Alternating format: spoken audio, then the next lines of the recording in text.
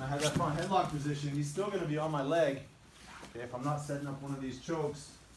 So I need to clear this leg. If I'm gonna start to circle and go to the back, I have to make sure this leg gets out of the way. So this arm gets out of the way.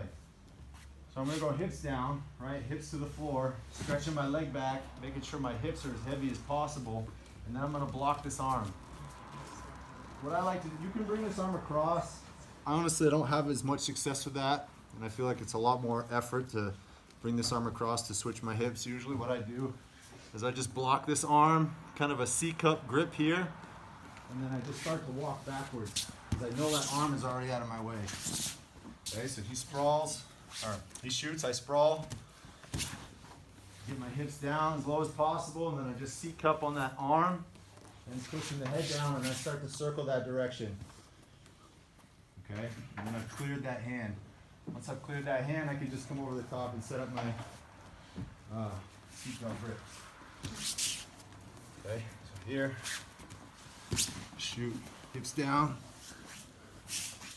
walk to the side. Now, this time we're gonna feed the same collar choke, okay, but we're coming from the side as opposed to the front. So I'm gonna reach this hand around, open this collar, and now feed this hand through nice and deep, okay? I don't have to be, you don't have to worry if you get super deep on this one. You can be a little bit loose, because with our motion here, we're gonna take up some of that slack anyway. So we go here.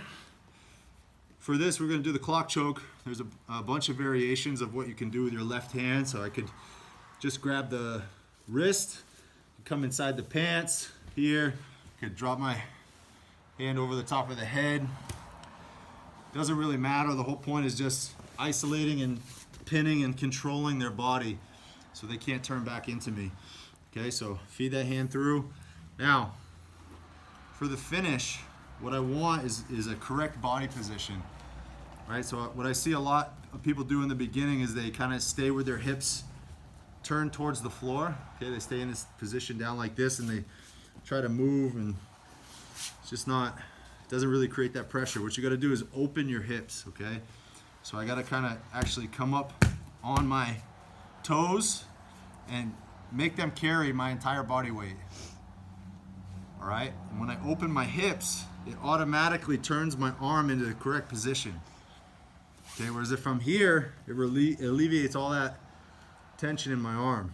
Okay, so as soon as I turn, it's already ratcheting up on that choke. And then I'm just gonna start to walk towards the head. And you only need like half a step. 1 step, 2 steps at the most. Okay, the whole thing again. Shoots, sprawl, hips down, C-cup, to block, bring the arm over, feed the hand in nice and deep, control the wrist, start to turn, walk, finish the clock choke. Call it a clock because you're like, obviously, walking like the hands of a clock. Okay, one more. Shoot, sprawl, C-cup, block the hand, arm comes over, feed it through, grab the wrist, open your hips, make them carry your weight, pulling up on that lapel, that collar, and then start to walk your feet towards the head. Got it?